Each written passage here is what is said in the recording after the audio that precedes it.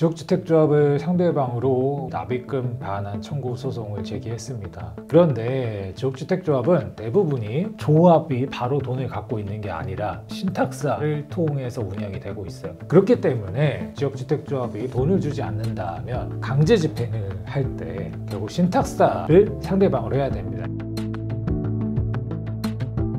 안녕하세요. 업무법인 정의의 김민권 변호사입니다. 오늘 우리 지역주택조합 추신금 청구에 대해서 좀 알려드리려고 합니다. 내가 소송을 이긴 건 조합인데 제3자 신탁사한테 소송을 건다거나 뭐 돈을 청구한다는 게 그렇게 간단한 문제가 아니에요. 아무리 지역주택조합 사업이 신탁사에게 돈을 맡기는 자금관리 대리사무계약 형태로 진행이 된다고는 하지만 이게 복잡하단 말이에요. 그래서 저는 최근에 승소 판결이 있어서 소개를 시켜드리고 여러분들께 좀 도움이 됐으면 좋겠다는 생각에 유튜브 영상 찍게 됐습니다. 우선은 조합원들한테 불리한 취지의 대법원 판결이 몇 건 있었어요. 그 전까지 어떤 쟁점에 대해서 설왕설래가 되던 부분들에 대해서 대법관들이 최종적인 판단을 좀 내렸는데 대법원 2022-244836 판결입니다. 전체적인 원심에서는 이제 조합원이 신탁사를 상대방으로 한 사건에서 다 이긴 것 같아요. 그런데 대법원에서는 결과가 달라졌단 말이에요. 어떤 취지인지 보자면 우선 원심에 따라서 사실관계를 한번 확인을 할게요.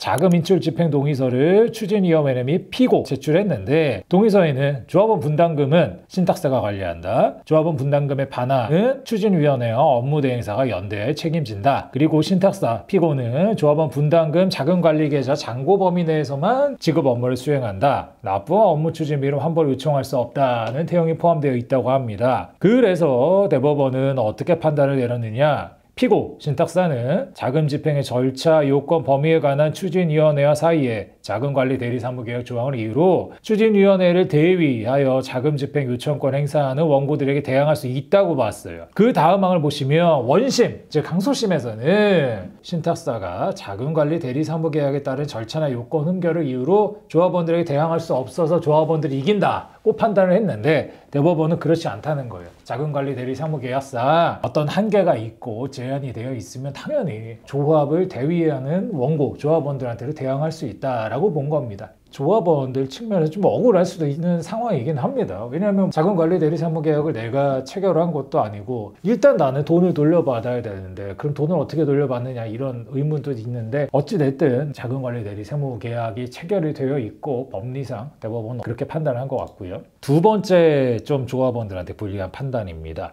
대법원 202-279733 추신금 판결이고요. 이 판결에서는 추진위가 신탁사 피고에게 청약금 등 반환을 구할 수 있는 채권이 있음을 전제로 추신금 청구를 인용한 원심 판단에는 법리 오해가 있다라고 했는데 앞부분을 보면 환불금 지급 요청서 및 추진위원회와 업무대행사 공동의 지급 요청서가 필요하다. 그런데 절차적 요건이 구비했다고 볼 증명이 없다. 그러므로 추진위원회 피고는 거절할 수 있다. 라고 판단을 했습니다. 아마 원심 판단에서는 대행사라든가 조합이 공동으로 자금 인출을 요청해야 되는데 이게 없었음에도 불구하고 인용을 했다. 이게 잘못됐다라고 본 것 같아요. 대법원 판결의 원심 판결을 좀 전체적으로 검토를 해보면 아마 원심 판결의 재판부는 그런 생각이었던 것 같아요. 자금관리 대리사무계약이나 이런 것들을 약간 원고 조합원들한테 좀 유리한 방향으로 해석을 하자. 약간 미비한 부분이 있다고 하더라도 결과적으로 조합원들이 돈을 돌려받을 수 있는 방법은 이것밖에 없지 않느냐라고 판단한 것 같아요. 재판부의 생각까지는 다 알지 없겠지만 변호사로서 예측을 했을 땐 좀 그런 느낌이고요. 그러면은 사실 이 판단들이 나왔을 때 신탁사에 대한 청구 자체가 매우 불리하다. 사실상 승소가 어려운 거 아니냐 생각을 하는 경우도 있었어요. 왜냐하면 그 전에 하급심 단계에서 추신금 관련된 소송이 이기기도 하고 지기도 하고 이랬는데 대법원에서 안 된다는 취지, 즉 된다는 항소심 판결을 안 된다는 취지로 파기를 했기 때문에 좀 어렵지 않나 라고 생각을 했어요. 그런데 이제 최근 들어서 다시 한번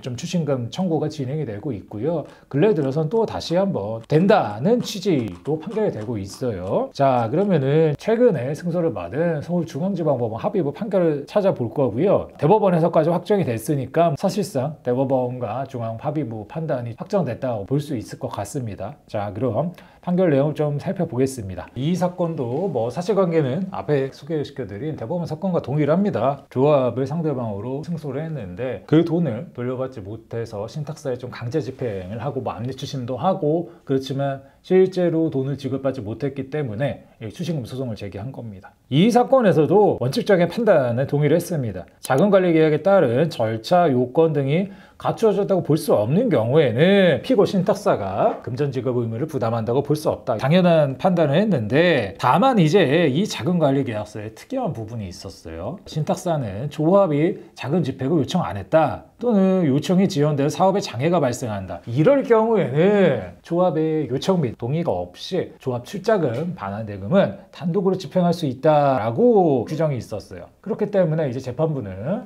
하나하나 본 겁니다. 과연 여기 앞에 말한 이 사유에 해당이 되는가? 일단 첫 번째, 요청하지 않거나 요청이 지연되었다. 이거는 뭐 명확하게 드러나는 사정이었어요. 그리고 판결이 다 확정이 되고 이런 상황에서 조합원에게 출자금을 반환하기 위하여 피고 신탁사에게 자금 집행을 요청하는 것, 그리고 피고가 요청에 따라 자금을 집행하는 것 모두 자금관리계약서에 정한 사업의 일환이다 라고 보고 있어요. 그러므로 조합이 신탁사한테 자금 집행을 요청을 안 했어요. 또는 요청을 지연했어요. 이런 경우에는 사업에 장애가 발생했다 라고 본 거예요. 그렇게 해서 서울중앙지방법원은 당연히 출자금을 지급해야 된다고 인정을 했고요. 다만 아까 제가 말씀드린 대법원 2022-244-836 판결에서 피고는 그 사건에서는 조합원 분담금 자금관리계좌 잔고 범위 내에서만 지급 업무를 수행한다는 표현이 있었어요. 아마 이 판결도 마찬가지로 그 취지에 따라서 출자금을 관리하는 계좌의 범위에서만 지급 책임을 부담한다 판단을 내렸고요. 지역주택조합에 승소를 하고 나서 돈을 돌려받는 절차가 그렇게 쉽거나 간단하고 그런 절차가 아니에요. 그렇지만 조합에 소송을 제기해서 승소 판결까지 받았으면 저 강제집행 방법을 한번 검토를 해봐야 되거든요. 아까 말씀드린 대법원의 2건의 추징금 청구 관련 판결로 지역주택조합을 상대방으로 한 소송에서 강제집행이 많이 힘들지 않는가라는 생각도 했습니다. 그렇지만 최근에 선고된 중앙지방법원 판결 그리고 대법원에서까지 확정이 되었기 때문에 다른 논리로 각 사건들이 원칙적으로 개별 사건이기 때문에 계약서마다 계약 조항이 다릅니다. 이 판결에 나와 있는 내용들을 쭉 검토를 해서 우리 계약서에는 어떤 내용이 있는가? 우리 계약서에는 나한테 불리한 내용이 있는가? 유리한 내용이 있는가? 나한테 새롭게 해석할 수 있는 내용들은 없는가 이런 것들을 좀 잘 검토를 하면 추징금 청구 소송에서도 좋은 결과를 받을 수 있을 것 같아요. 그래서 불리한 판결들이 있었던 건 사실이지만 또 최근 들어서 이렇게 유리한 판결들이 선고가 될 수 있고요.